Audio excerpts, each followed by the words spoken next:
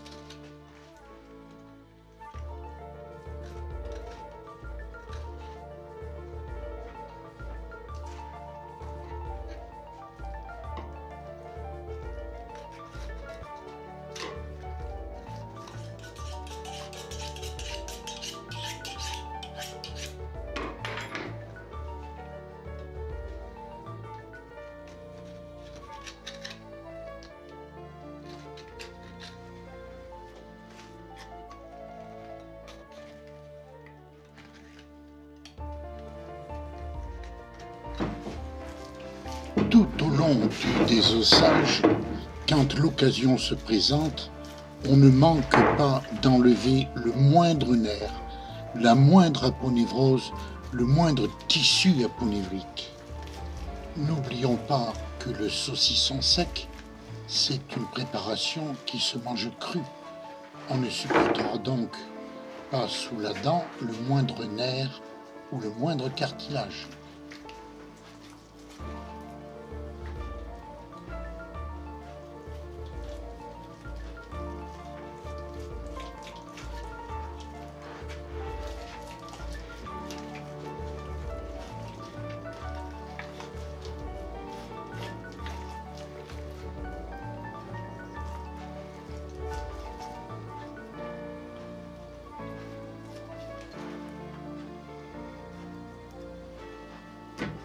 Bien sûr, le dénervage ne sera pas aussi parfait que celui d'un boucher, mais n'oublions pas que notre viande est destinée à être hachée dans tous les cas.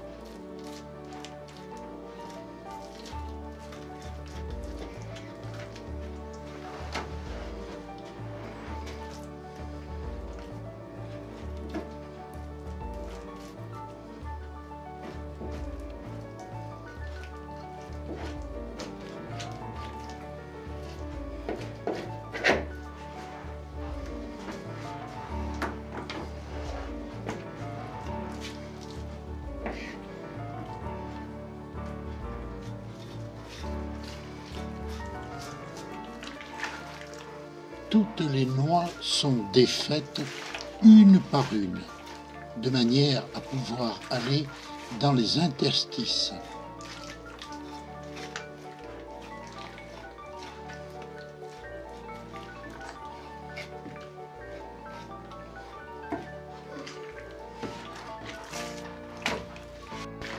L'épaule a été entièrement triée, dénervée, dégraissée.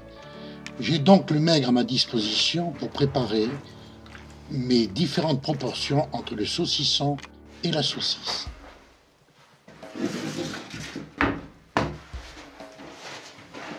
En ce qui concerne le choix du gras, je choisis le gras de Bardière, qui est un gras ferme, qui se tient et qui est tendre sous la dent. Il ne faut surtout pas utiliser du gras de mouille. Éventuellement du gras de gorge, mais pas de gras de mouille.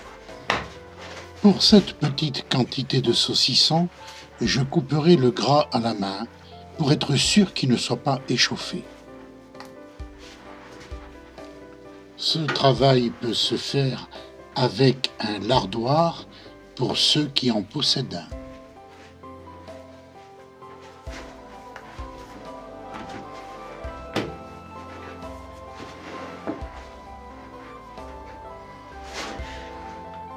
On coupe tout d'abord des lanières, puis ensuite on coupera perpendiculairement à ces lanières des tranches de même diamètre.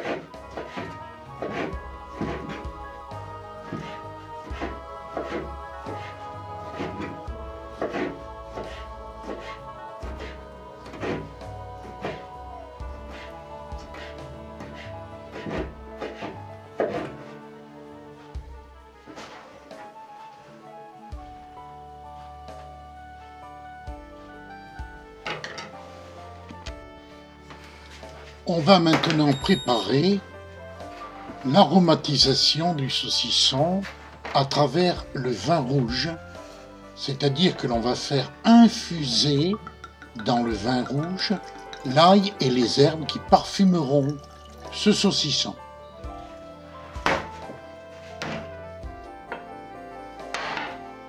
L'ail est écrasé pour qu'il diffuse un maximum son parfum.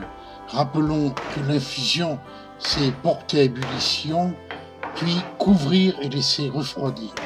Il n'y aura pas assez de temps pour cuire l'ail.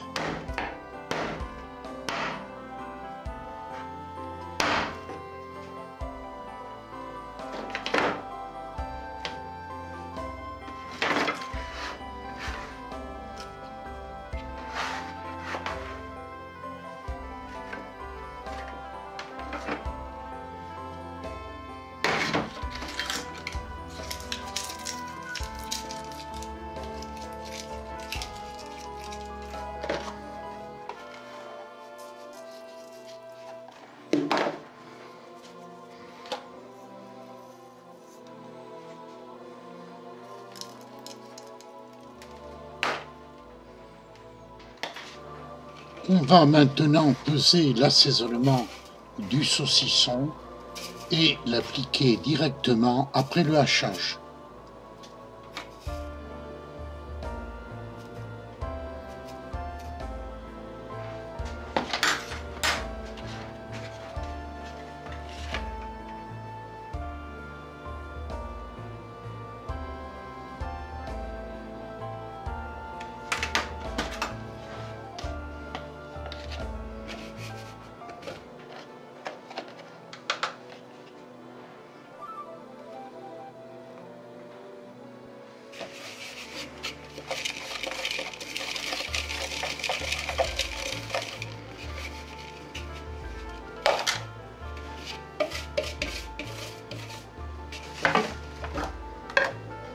J'insiste bien en faisant voir le cognac, car j'ai pris un bon vieux cognac pour parfumer ces saucissons. C'est très important.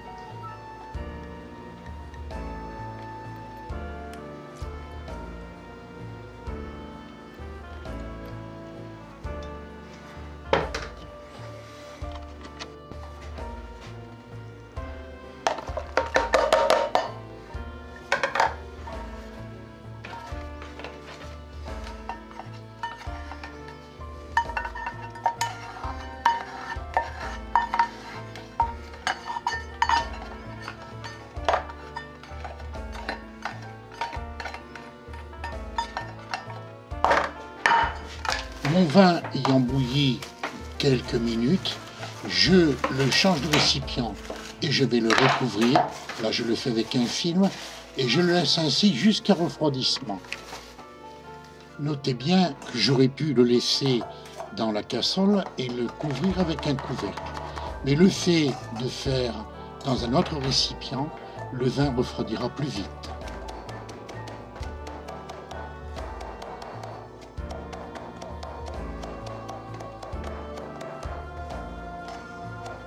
Le vin, une fois refroidi, est passé au chinois puis foulé pour récupérer un maximum de jus.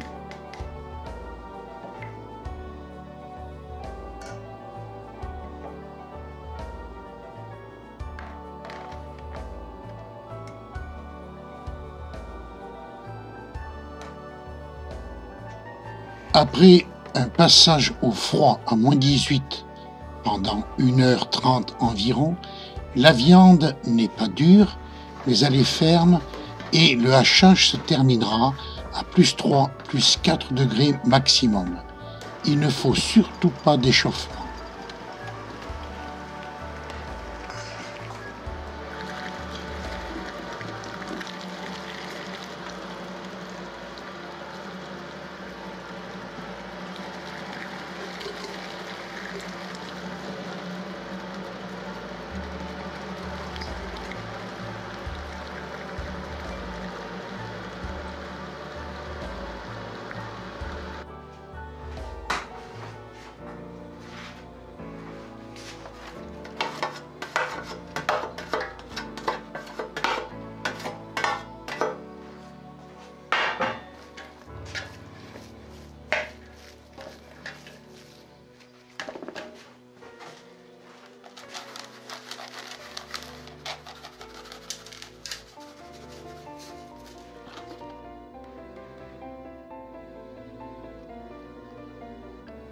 Le gras qui a été coupé à la main est ajouté, ainsi que l'assaisonnement.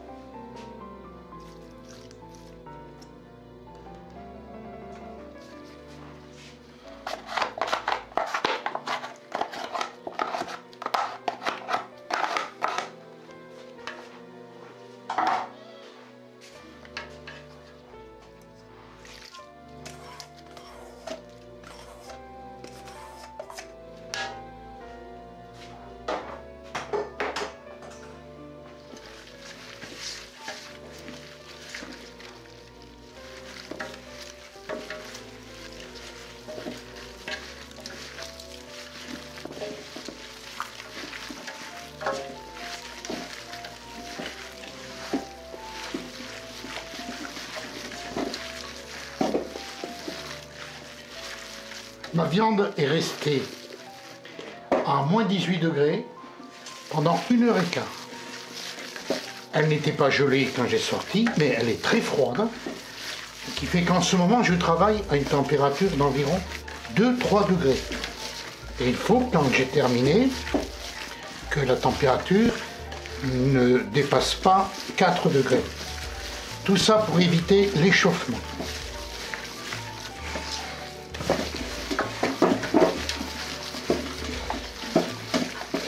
J'ai également mis des gants pour éviter tout risque de contamination et surtout, comme j'ai les mains chaudes, éviter de réchauffer la pâte. Le gant protège un petit peu.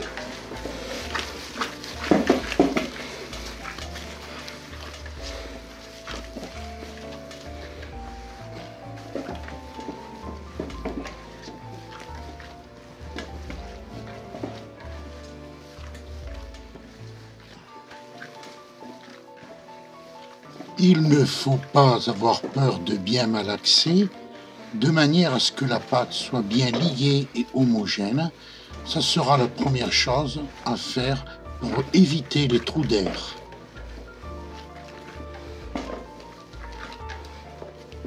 Voilà.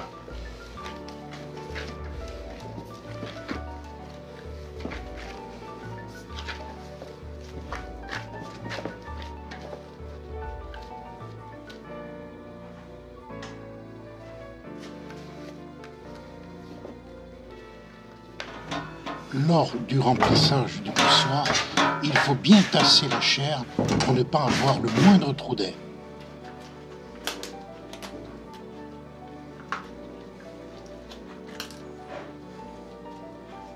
On prépare une ligature qui permettra de suspendre le saucisson pour le séchage.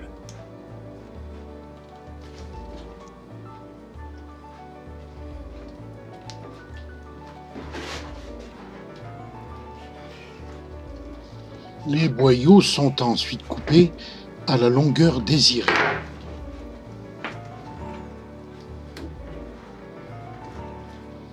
Il faut éviter de faire des saucissons trop longs afin que le poids du saucisson ne tire pas trop sur la ligature et risque de rompre.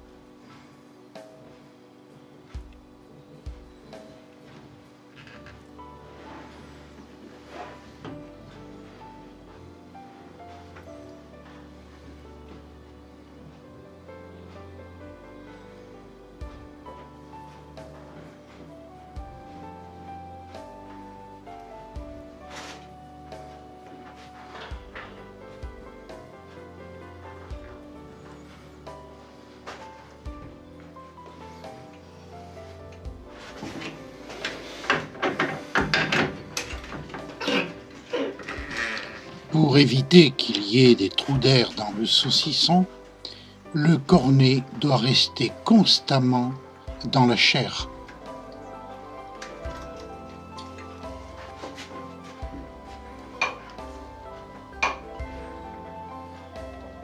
Il faudra ensuite ligaturer l'autre extrémité en prenant soin de brider le bout du boyau.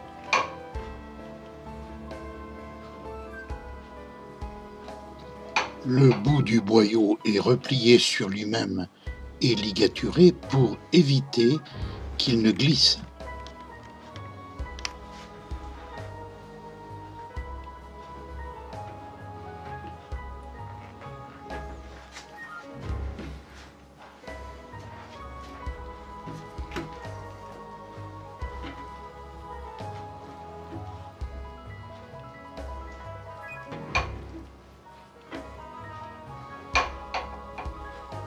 Les saucissons sont finis de brider, on va donc les séparer pour pouvoir les suspendre, pour les mettre à sécher.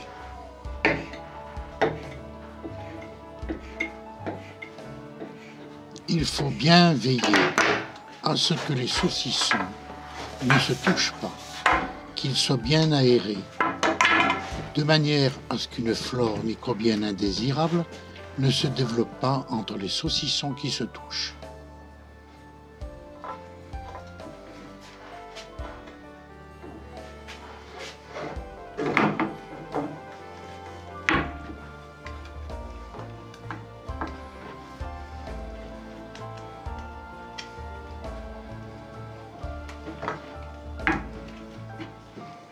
On mettra quelques coups de pic saucisse pour chasser les quelques petites bulles d'air en surface de boyau. Les saucissons sont stockés dans un local à une température entre 14 et 15 degrés et une hygrométrie de 60-65%.